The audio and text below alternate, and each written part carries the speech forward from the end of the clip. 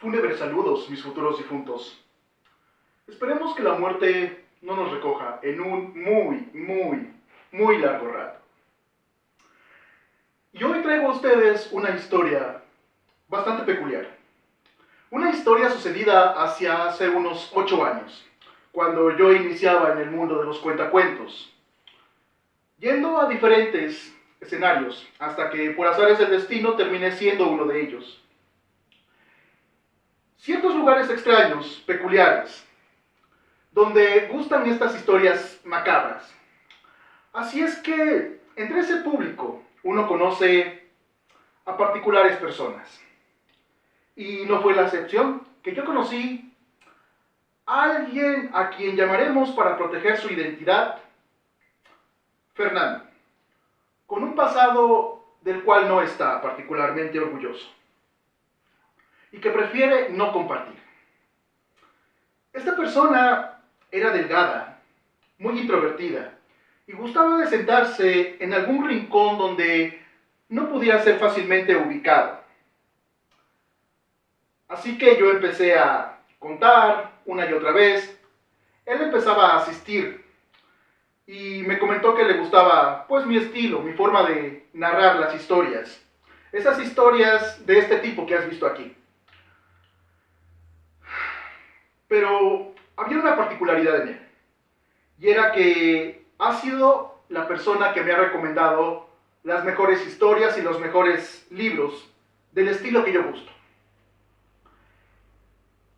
Pero claramente tenía un problema con su visión.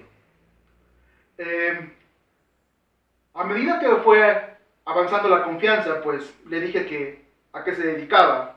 Él me dijo que prefería no contar, evitar el tema.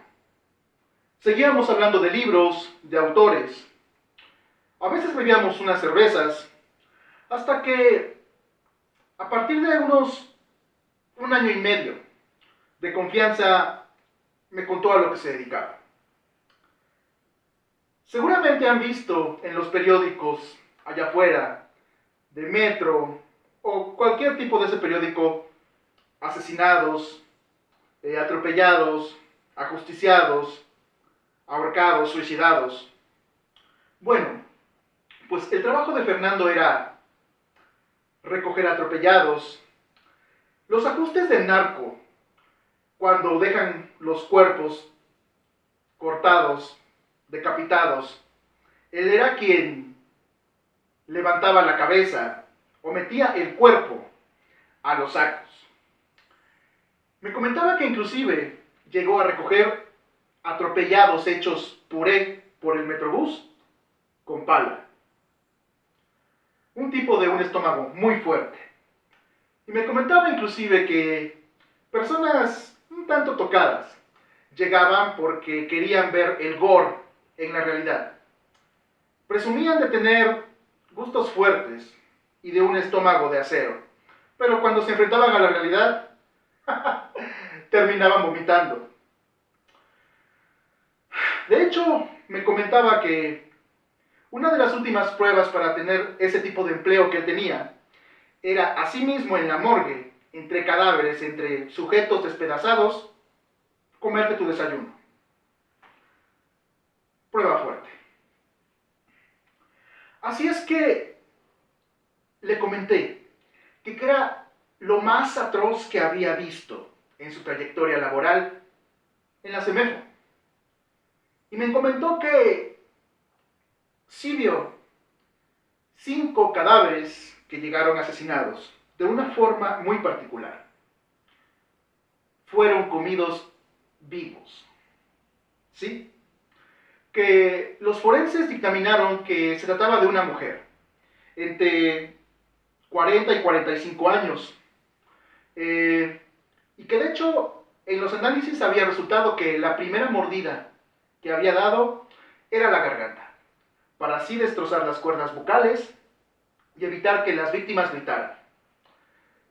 Y luego se seguía por diversas partes del cuerpo, órganos sexuales, glúteos, lo que se le antojara en aquel extraño y particular buffet. Y que los cuerpos tenían entre 12 y 16 mordidas cada uno. Vaya cena, ¿eh?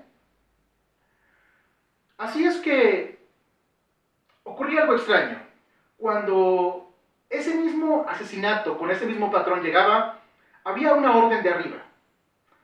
Y se repartía el dinero con tal de no expandir ni hacer en las noticias este caso, pues, conocido. México es un país con un surrealismo que ni siquiera el mismo Dalí lo hubiera imaginado. Si eres de la clase política o alta aristocracia y tienes dinero, en México se pueden hacer muchas cosas. A tal cinismo que la corrupción llega inclusive con actos que rayan en la misma comedia. Una hija tal vez, una esposa con gustos peculiares, una tía, una sobrina, no sabemos. Pero cuando un asesinado o asesinada llegaba en ese estado, daban aviso a ciertas personas.